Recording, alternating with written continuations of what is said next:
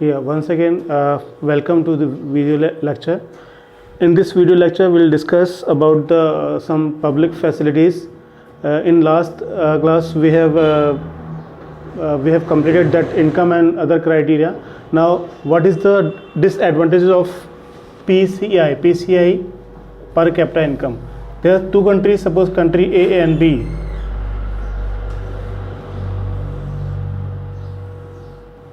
Suppose in this country the 5 people are living, and the average income of country will find out average income of country like this.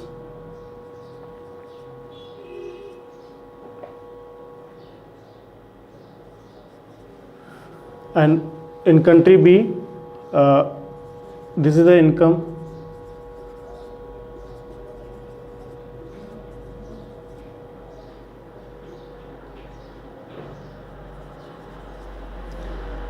And if we take the average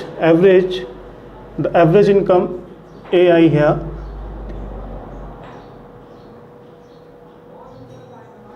$800 average income of that country. And if we'll talk about the country B, the average income of country B is 14,000. And now 5 people's are average income. If we'll divide 5, we'll take out the average income. So what is average income here?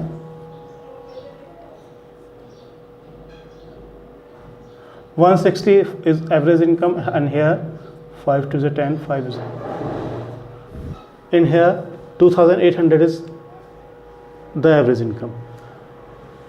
In country A, minimum, if we'll talk about the individual, minimum person is getting 100 rupees and the average income is 160.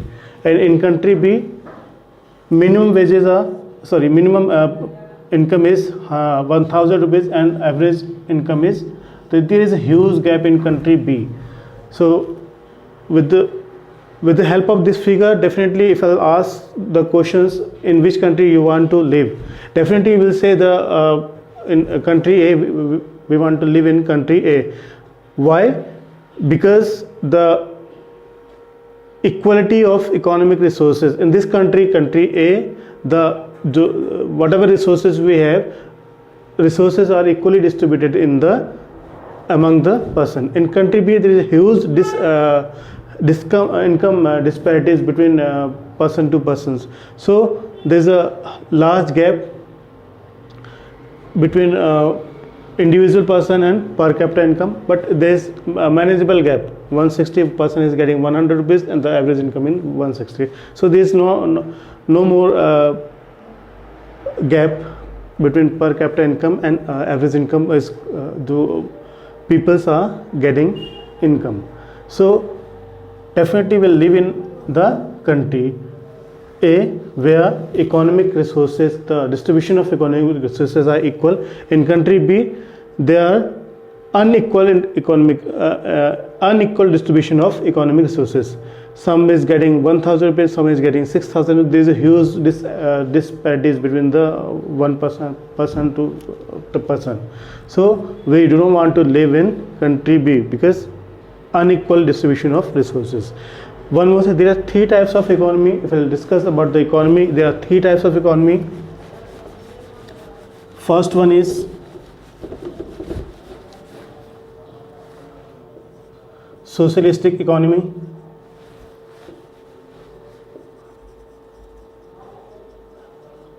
Second one is mixed economy. Third one is capitalistic economy.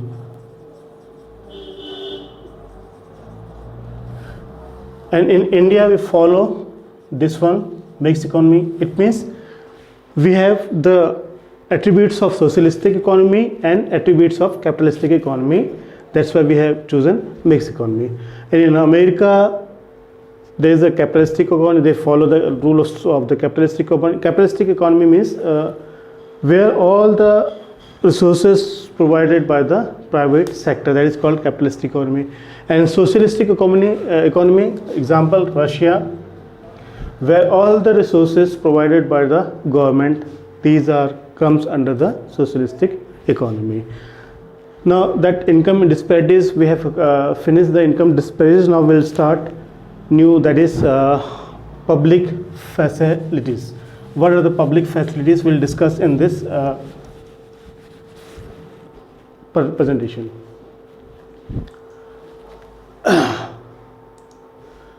First, what are the public facilities? Are those facilities which are provided by the government to its citizens. Public facilities means जो government अपनी citizens के लिए facility provide कराता है, that is comes under the public facility. इसके अंदर क्या क्या आएगा? स्कूल्स आ जाएंगे, हॉस्पिटल्स आ जाएंगे, एंड कम्युनिटी सेंटर्स आ जाएंगे, and transport. These are comes under the public facilities. Now public facilities are those facilities which are not possible for any. अब देखो हम लोग पब्लिक फैसिलिटीज़ की बात कर रहे हैं, लेकिन पब्लिक फैसिलिटीज़ में कुछ फैसिलिटीज़ ऐसी होती हैं जिनको प्राइवेट सेक्टर अप्रोच नहीं कर पाता, तो वो केवल गवर्नमेंट के द्वारा ही हमको प्रोवाइड की जाती है. This comes under. अब इसको वो करने के लिए, कैटेगराइज करने के लिए, यहाँ there are 4 major facilities given by the government. These are, first one is basic education. Now both public and private sector is going to give the facilities of this kind of, but still in rural areas only government sector is providing the education. In urban areas we can say that the private sector is also there, but in rural areas private sector is not there. So these educations provided by the only government, by the government. Next one is basic health and facilities. In this, government provided hospitals, vaccine programs, and other things which were provided by the government. These things comes under the now we'll see that in every district there is a district hospitals.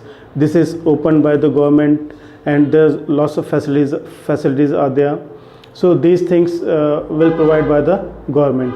And vaccine programs, now we are totally evacuated with the polio vaccines. हम लोग क्या कर रहे हैं, polio जो था, polio उन्मूलन हो गया, हमारे एरेडिकेशन हो गया हमारे कंट्री से. तो वो वैक्सीन किसने प्रोवाइड की थी? हमको गवर्नमेंट ने प्रोवाइड की थी. These comes under the basic facilities. Next is law and order facilities and security. Now in any states, in any regions, law and order जो मेंटेन किया जाता है वो वहाँ की स्टेट पुलिस के द्वारा मेंटेन किया जाता है. तो ये किसके अंदर आते हैं? गवर्नमेंट के आते हैं, because government are going to provide us the basic facilities of the law. Next is public distribution system, PDS system भी बोलते हैं इसको. पब्लिक डिस्ट्रीब्यूशन सिस्टम के तहत क्या होता है कि गांव में, जो दूर दराज के गांव में है, वहाँ पर राशन शॉप्स खोली जाती हैं, जिनके द्वारा हमको राइस ग्रेन हो गया, वेट हो गया, और पल्सेस वगैरह प्रोवाइड की जाती हैं. सो all these things provided by the government. Next, sustainability of development. Sustainability क्या आता है? सस्टेनेबिलिटी वो है कि हम लोग प्रेजेंट में हम लोग जो भी रिसोर्सेज का यूज़ कर रहे हैं, हम लोग उन रिसोर्सेज का यूज़ करें, बट फ्यूचर की जनरेशन को ध्यान में रखते हुए उन चीज़ों का यूज़ करें. That is called sustainability. It is a development can be defined as an approach to economic development of a country without compromising the quality of environment for future. Means आने वाले टाइम को देखते हुए हम लोग इसको इस डेवलपमेंट को लेके चलें, तो that is called sustainable development. इसमें क्या हो सकता है? Now we are using resources, बड़े बेतहासा ढंग से हम रिसोर्सेज का यूज़ कर रहे हैं. तो वो क्या है, जो कुछ रिसोर्सेज ऐसे होते हैं जो हमारे पास टाइम बाउंड हैं, मीन्स कुछ टाइम के बाद वो रिसोर्सेज ख़त्म हो जाते हैं. अगर हम लोग इसी फ्रिक्वेंसी से रिसोर्सेज का यूटिलाइज करते जाएं तो वो रिसोर्सेज क्या हो जाएंगे, एक टाइम बाद ख़त्म हो जाएंगे. मीन्स हमारी फ्यूचर जनरेशन के लिए वो रिसोर्सेज नहीं होंगे. तो हमको ऐसा डेवलपमेंट करना चाहिए जिससे कि हम लोग ये रिसोर्सेज को फ्यूचर जनरेशन के लिए भी बचा सकें. इसमें in the name of economic development the price of environmental degradation, environmental damage हो रहा है, नाउ अभी आपने देखा कोरोना की वजह से वी आर इन लॉकडाउन, तो आप लोग न्यूज़ में सुन रहे होंगे कई जगह ऐसा भी हो रहा है कि जो वहाँ का पॉल्यूशन लेवल है वो कम आ गया है, और कुछ जगह तो ऐसे रिपोर्ट्स आई हैं कि वहाँ से पहले जैसे जालंधर से पहले हिमाचल दिखाई देता था, हिमाचल की धौलाधार पहाड़ियाँ दिखाई देती थी। Still now because of lockdown अब दोबारा से वो दिखाई देने लग गई। मीन्स हमने कितना ज़्यादा पॉल्यूशन किया है, जिससे क्या है हम लोग दूर की चीज़ों को नहीं देख सकते हैं। वही चीज़ अभी कल एक रिपोर्ट आई थी न्यूज़ चैनल पर कि गंगा का पानी काफ़ी ज़्यादा साफ़ हो गया है। गवर्नमेंट इतना कुछ पैसा खर्च कर रही है, बट एक छोटे से वायरस ने गंगा का पानी साफ़ कर दिया। तो ये क्या है, अगर हम लोग पॉल्यूशन नहीं करेंगे तो डेफिनेटली ये क्या है, चीज़ें अपने आप सुधर जाएंगी। लैंड डिग्रेडेशन हो गया, सॉइल इरोजन हो गया, air and water pollution, deforestation etcetera, we are doing all this thing. Deforestation तो हम लोग आपने अपने आसपास देखा होगा तो तेज़ी से पेड़ कटते जा रहे हैं, जिससे क्या हो रहा है कि हमारे जो टेम्परेचर है, जो हमारा टेम्परेचर है वो भी अब now that temperature is also change. तो we have all this things in sustainable development. Next will discuss about sustainable developments. What are the goals of sustainable developments, क्या क्या गोल होने चाहिए हमारे पास सस्टेनेबल डेवलपमेंट के।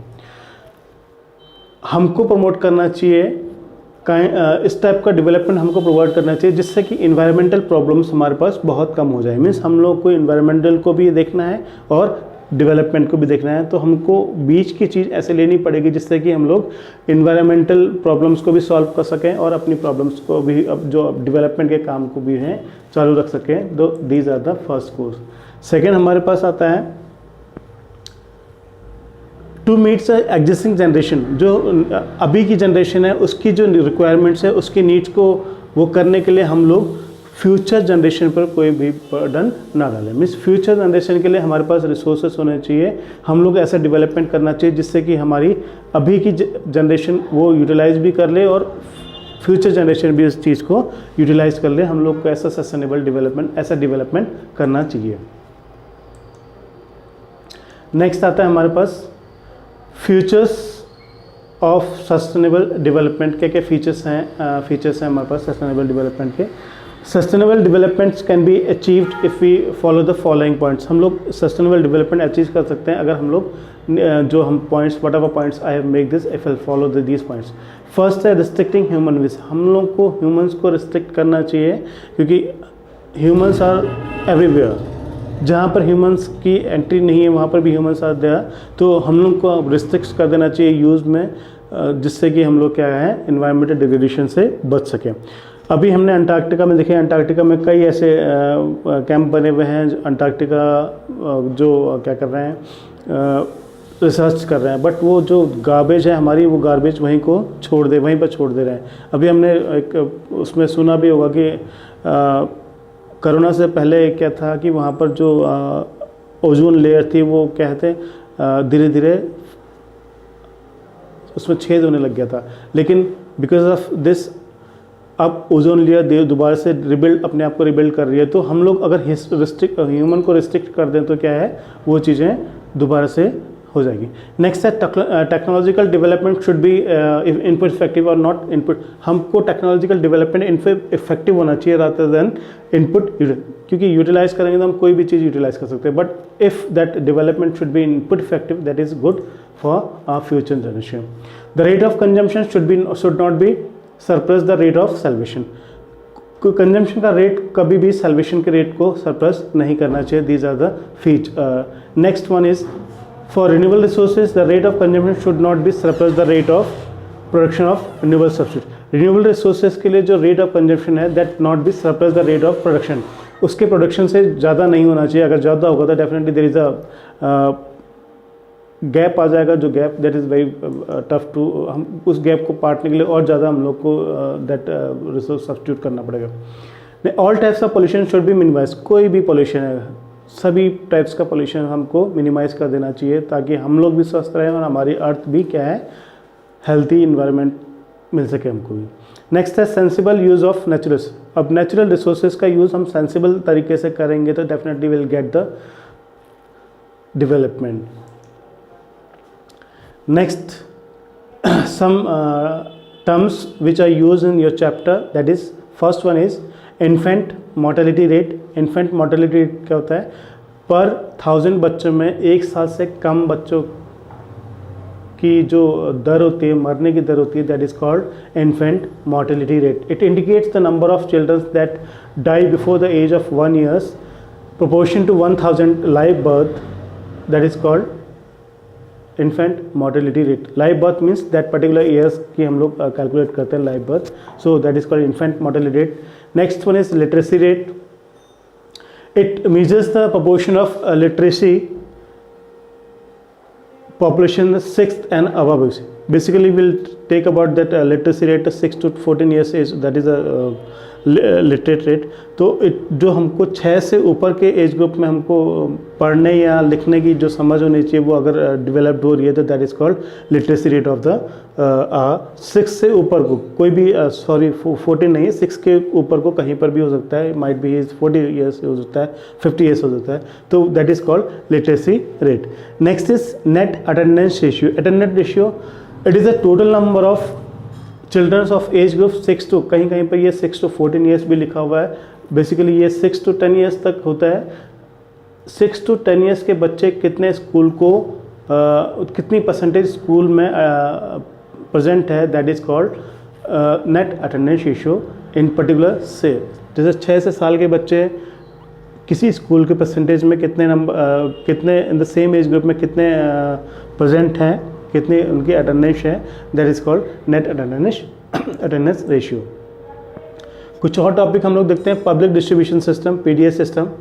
It is a government sponsored chain होती है जो विलेजेस में, टाउन्स में जो शॉप्स होते हैं उनके थ्रू हमको राइस, चावल, राइस हो गया, वीट हो गया और पल्सेस हो गई हमको मिलती हैं. This comes under the public distribution system. Government के थ्रू इनके जो राशन शॉप जो स्टोर करते हैं वो FCI गोडाउंस में स्टोर होते हैं. FCI godowns means food corporation of India. They store the food grains for us and after that they disperse the food grains to the public distribution system. Those who run that ration shops, they disperse the wheat and rice and pulses to them, and after that those villagers, those who are persons living near that particular area, they will take the ration from that ration shop. That shop is called public distribution system. Next one is आता है हमारे पास body mass index. That is very important index, that is BMI. It is an index that indicate whether a person overweight, underweight, या तो person overweight है और या underweight है, इससे हमको इंडिकेट होता है. It is obtain by the individual persons weight. Individual persons के वेट को ऑप्टेन किया जाता है. जैसे हम लोग इस वेट को इसका फॉर्मूला है वेट इन केजी. हम लोग वेट इन केजी ले लेंगे और डिवाइडेड कर देंगे हाइट इन मीटर्स. जो भी हमारी हाइट है उसको मीटर्स से हाइट करके, मीटर स्क्वायर से हाइट करके हम लोग क्या निकाल लेंगे, बॉडी मास इंडेक्स निकाल लेंगे. अगर ये इंडेक्स 25 है तो दैट इज़ 18 to 25 है, इट इज़ गुड. इस 25 से ऊपर है तो ओवरवेट हो जाएगा, नॉर्मल हो जाएगा, नॉर्मल वेट. ये ओवरवेट हो जाएगा और बिलो 18 है that is under weight. So these are the criteria which is fixed by the government to ensure the body mass index. Thank you for watching this video, and you will make all these notes, and next day we'll do the question answer. Whatever presentation I have provided till now, you will make all the notes in your copies, and next day we'll do the question answers. Thank you.